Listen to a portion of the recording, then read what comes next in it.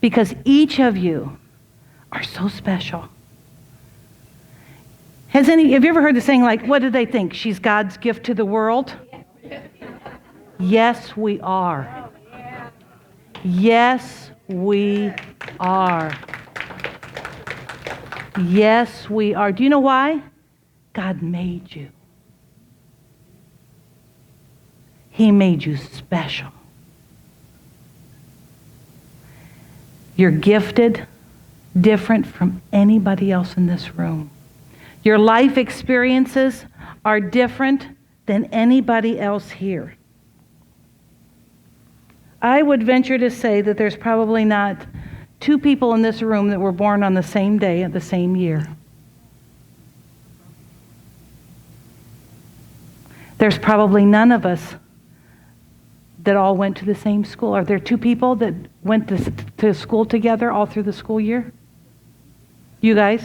Okay, sisters, that kind of doesn't count. Kind of had to. But do you see how unique each one of us are? God wanted us to be unique. Look at the giraffe. Look at a hippopotamus. Look at the beauty of a peacock. He didn't want all the animals to look all the same. He wanted us to be different and special. We've all had different experiences. We've had trials and tribulations in our life. But how many of you can say, I have seen the hand of God at work? I have seen miraculous things happen. When somebody said it wasn't going to work, I prayed and it worked. I remember a time when I had little to no money. I had a washer that kept my faith very relevant and very real, because somebody told me I was not, that this wasn't true, but if I prayed over the washer, it would work. If I didn't pray over the washer, it didn't work. That was God's way of saying, you need me for everything. He uses those things to reveal himself to us. Did you talk about the questions that that were on the board? Like, what was your first car that you drove? Shout one out. What was the first car that you drove?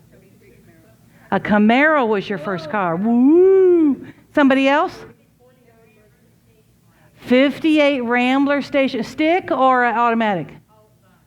Oh, okay. Push button. What? Good for you.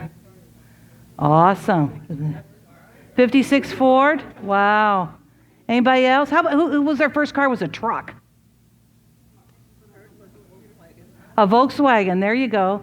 Somebody else was going to say something over here. Who was going? A 50 Ford was your first truck, or your first car you drove?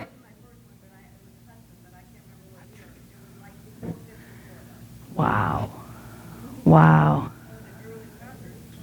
Early Packards. Wow. Wow. First car I drove was a 74 Pinto station wagon. But isn't that neat though? That's something else that we're different, but yet we're together. It's that battle of learning how to drive, learning how to figure it out, push all the things and get your feet a-going. I'm sure your parents just had their eyes covered as you drove out the driveway, didn't they, as they went? That's that faith and trust. How about some of your favorite meals? Thanksgiving dinner, pizza. Who's got a meatloaf? Meatloaf. Prime rib. There you go. There you go. Stuffed chicken breast. Lobster's always good. Don't ever turn that one down. Good. Good. See, we're getting to know one another a little bit. You know, the Lord's been impressing on my heart how much that we are gifts of God. He made us special, like I said. Not one other person is like you, not like me. Some people say, thank you for that, Jesus, that nobody else is like me. But also my life experiences has molded me to be the person that I am. I've had hardships. I've had disappointments. I've had incredible miracles. And they've molded me to be the person that I am, to trust God more. We're also gifts for God. Because our gift for God is when we spend time with Him. Then we're given back to Him that gift that He gave to us. And that's time, and that's worship, and that's adoration. As we spend time with Him, don't we get to know Him just a little bit more? I remember my dad, a very interesting person, but he would tell people, you know what you need to do? You just need to go down. You need to go down to the church, sit in the pew, and shut up.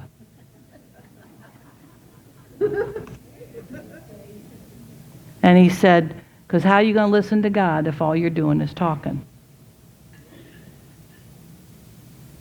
In our intimacy with the Lord is when we quiet down and He begins to talk with us. And that's our gift that we give back to God. So now we're a gift for God. And then the part, as we've recognized that we were made special in His image, and that we are a gift for God, and now we're a gift from God to the world. Because each one of us has something that is only for you to give. You can only do what God has empowered you to do. I can't do it. We are all empowered and gifted in ways that maybe we haven't even realized yet. So we really are God's gift to the world. And we need to embrace that. So if somebody says, what do you think, you're God's gift? Mm-hmm. Yep. I really do. Do you know why I know that? Because God said I was. He said I was made in His image. Jesus was a gift to the world. If Jesus abides in me, then that's the gift that I give. I want to show you two pieces of things that impacted me as I was getting ready for this tea.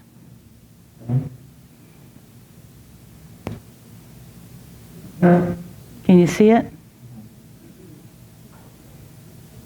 What are some words that describe it? What?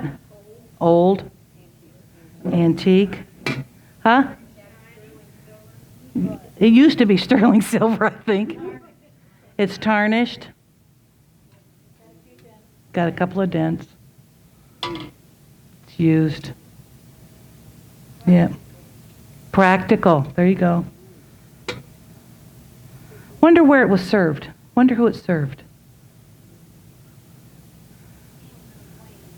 Pardon? That's right. It's pretty ornate if you look at it.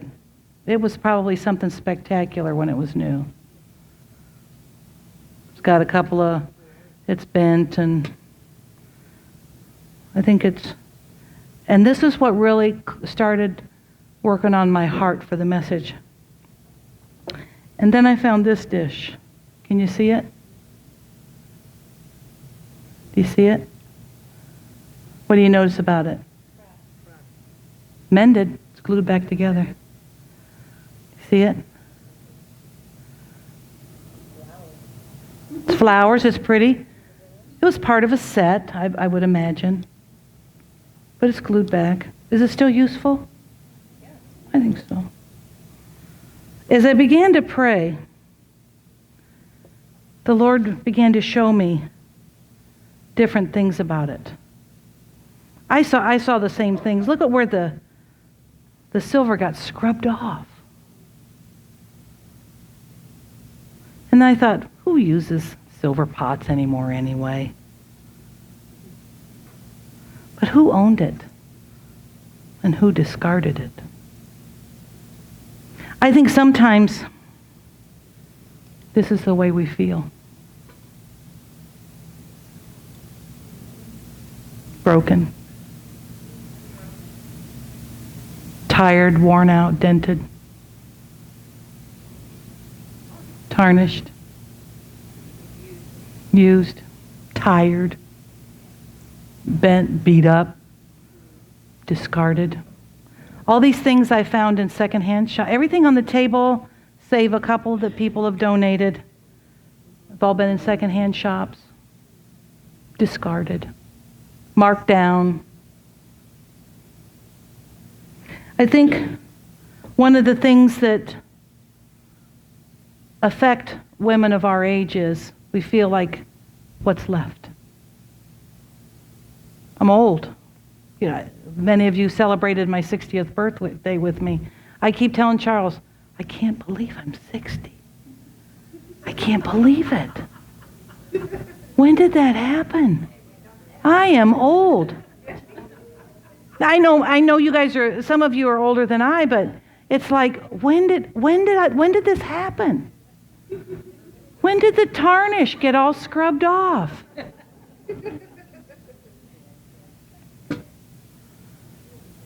I think sometimes we feel like that. We feel useless. We feel worn out.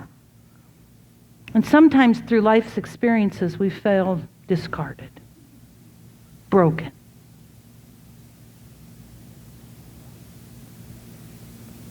Outdated.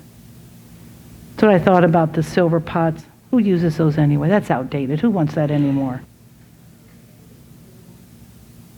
I know some days I do. I notice that I make a little more noise when I walk. I don't think I could sneak up on anybody. There's little cracks and pops. I'll tell you something. Maybe some of you guys know this. I have a stationary bike in my house. It gets used, maybe once in a while. And there is a stationary bike. I use it at night because I have restless leg. So I'll get up and ride my bike in the middle of the night. Good thing Charles doesn't hear it, but anyway, so one night I was walking to the bathroom, and I tripped and fell, and my kneecap hit the bar on the bike. I remember hitting that with my knee, and I remember waves of nausea. And I remember thinking, that really hurt. I made my way back to the bed, whimpering silently. No. Hurt for days. Whew. Wow.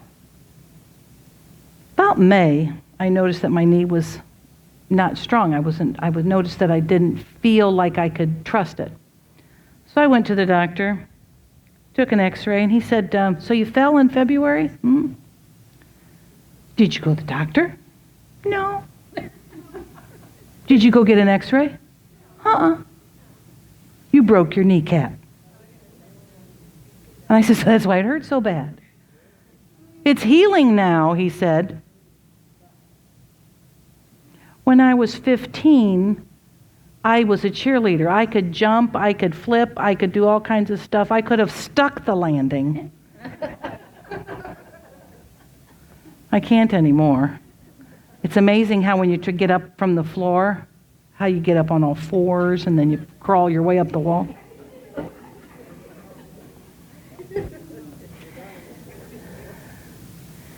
We feel tired.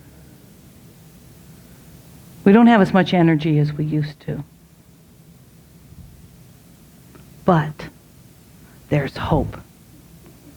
Do you want to know what it is? It's exciting. It is to me. In the book of Timothy. Now, do you think in the Bible it would talk about teapots? It does. Kind of.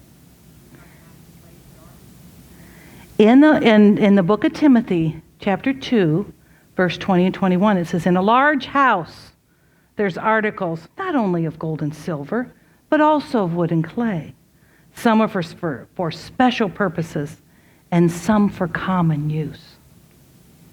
Those who cleanse themselves from the latter will be instruments for special purposes, made holy, useful to the master, and prepared to do any good work. Does it say it has to be new, non-dented, shiny, sparkly, the newest fashion? What does it say? Cleanse it. Just to cleanse it. All the teapots and all the glasses, all the stuff, I washed them, I cleansed them, because I wanted them to be used for you, to make them holy and set apart, to do the good work of welcoming you. I wanted you to feel special. I wanted you to come in and see you are worth it because you're a gift of God, for God, from God. So yes, in the Bible it talks about teapots. Doesn't name them quite like that, but they're vessels to be used. Sometimes we have to think of ourselves as like a teapot. Lord,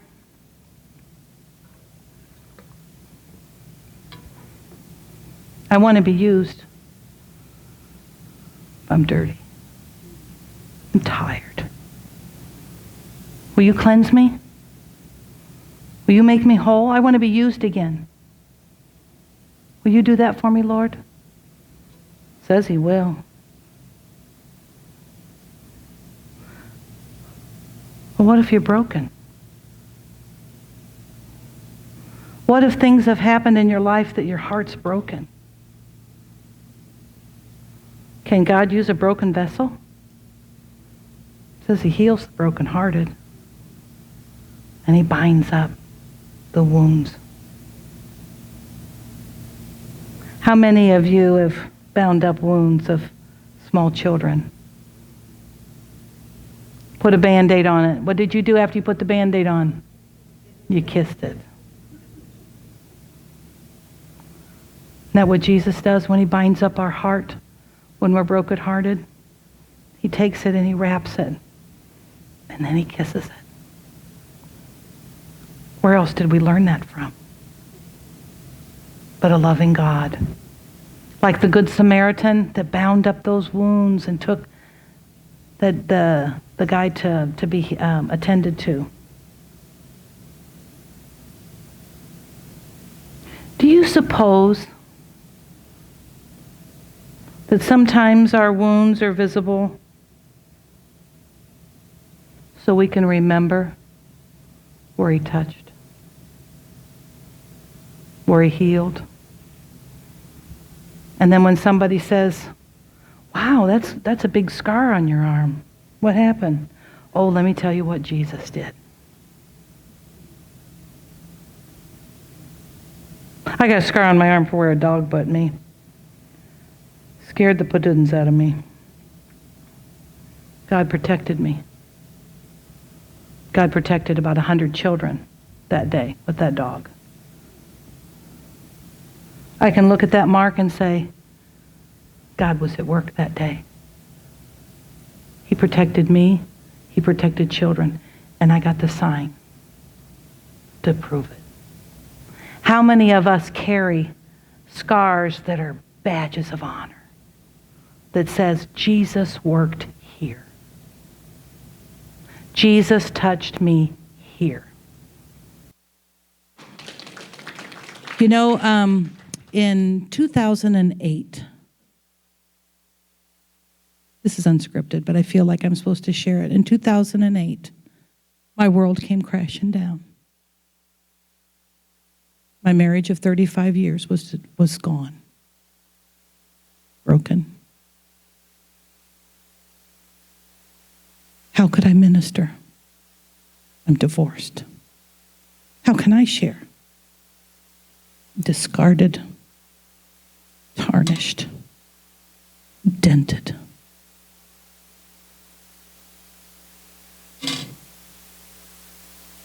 My heart was broken. The life that I dreamed was gone.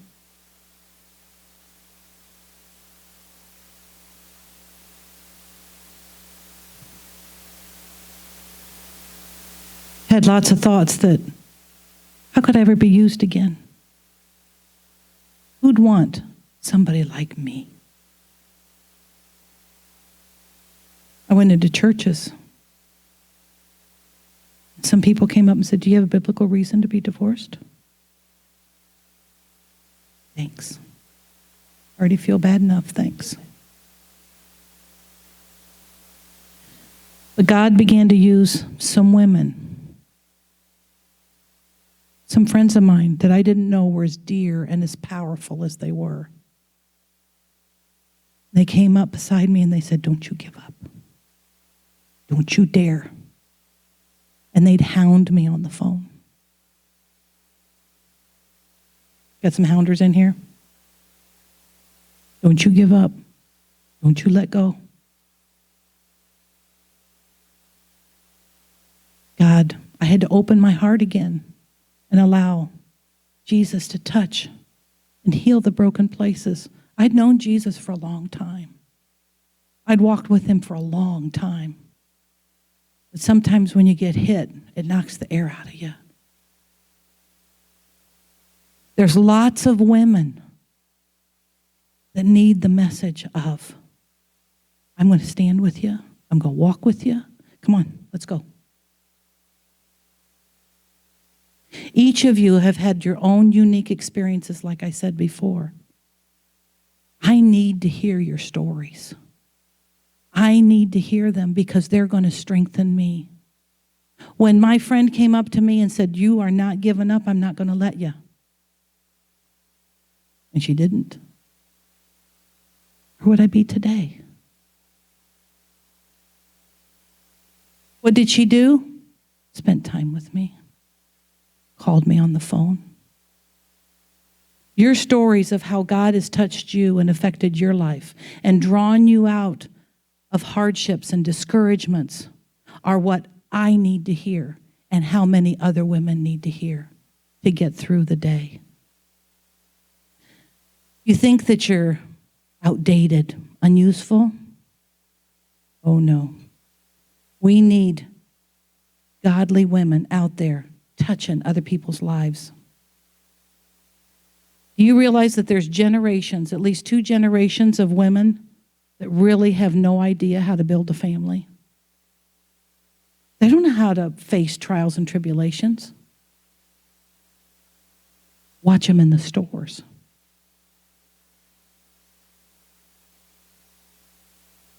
They don't know how to sew on a button. They don't know how to fry chicken. They go buy it down at the corner. True? Women set the atmosphere of the home. How many of you have heard the saying, if mama ain't happy? Does that say that mama sets the tone of the home? So if mama sets the tone of the home, oh, I don't care about this. I can't do it. I can't deal with it. What's that tell the kids? We women that know how to face problems. We women that have seen the power of God move. We women that have experienced the touch of the Lord need to show these women that have no clue how to face trials, how to come through them. Your experiences can transform a family. They can transform a marriage, help some children. Remember what it took when Paul wrote in Timothy? All we have to do to take the vessel, what do we have to do? Just clean it up. You find somebody broken, say, I know who can fix you. I know somebody that can bind up your broken heart. It was amazing talking about kids not know how to do anything. I remember when I worked in hotels, I worked with girls that did not know how to make a bed. They didn't know how to do the laundry. They didn't know how to go to the grocery store to buy their groceries for the week. You ladies know how to do that. You've done it for years. There's generations of ways that have been fallen off. Yet, I sit amongst a wealth of knowledge in this room. Do you realize the incredible experiences and knowledge that is sitting with you in this room? And the impact that it can have? Are you ready to be daring women? I don't get any takers. How many of you are daring?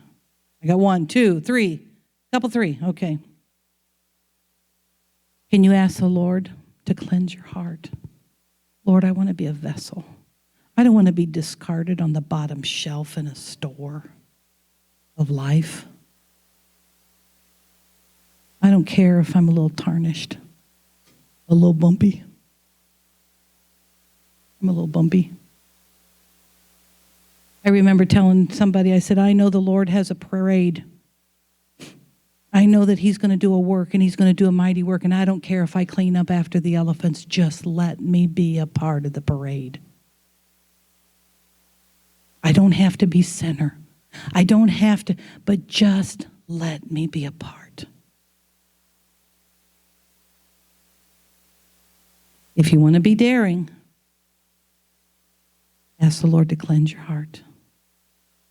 And then ask the Lord to bring somebody in your life you can influence.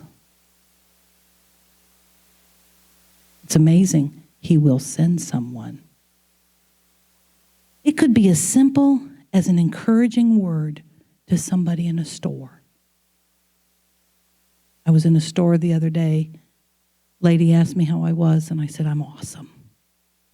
And she looked and she said, what? I'm awesome. Her normal response usually was, no, I'm awesome. She said, I'll have to try that. I said, I'm not going to let anybody choose how my day goes. Oh, her eyes got bigger. Really? And then she began to pour out her heart to me. What did I do? I just let God work. She ended up telling me that without her faith, she didn't think she could get along. And I said, but you're an overcomer. Well, how do you know that? And I said, because the overcomer lives in you. Her eyes got bright. Yeah. She was encouraged by just a simple word of bringing truth back to her. I think we can all share a simple word with somebody. Sometimes it's the smallest things that have the biggest impact. Sometimes just sharing with people the vast knowledge that you have. You guys can. You crochet. You sew. You're talented. You know how to make dishes that I wouldn't even attempt yet. Those are ways that you can draw somebody in and say, let me show you how to do this. Through that, you can communicate. These are just ideas. Have you thought about, instead of tapping your foot and growling at the cashier, what do you mean it doesn't have a price? Oh, just go get the price. Isn't that what we do in the store? Lord, this is a 20 or less, and he's got 2 cards worth of stuff. Just, doesn't he know I'm in a hurry? Goodness. Rather than to say, wow, there's a lot of food in there. He must have a big family. Wonder if he's working. Lord, can you bless him? Can you encourage him? He looks tired. How does that change where the Lord takes us and what lines we get into? What about how many of you guys go to the doctor? Some of us more frequently than others. Perfect opportunity to pray because you're there for a long time. In the waiting room and then in the other room. I'm allowed to say that. I used to work for doctors. It's time. That's when you can look at, you don't have to talk to them out loud. Lord, boy, she looks worried. Will you give her mercy and courage for what she's facing? And sit there. How is God going to use that? Prayers are powerful. Prayers transformed my life. They're powerful. You could send a card to somebody. How about praying when you watch the news? A lot to pray about there. So as we take a look at these old things, I bet I could serve some sweets to a young girl and talk to her about Jesus. Set on a table. Maybe I could make a friend around the table. I bet if I heated up this pot with water, take it to somebody that I know that's sick, and have a cup of tea with them. Tell them I care about them. That influences people. Ladies, there's much, much to do.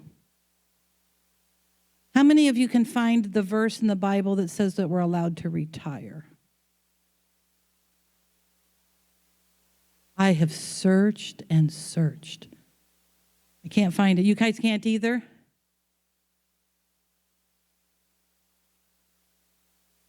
To retire. That's right. But I can find some verses that talk about women that made a difference all around them. They opened their heart for others to see the courage that they had. Women like Hannah, Deborah, Elizabeth, Dorcas, Priscilla, Ruth, Sarah, Eunice, Mary. You know, when I'm gone from this world, I want people to say of me, wow, she loved the Lord. She loved her family.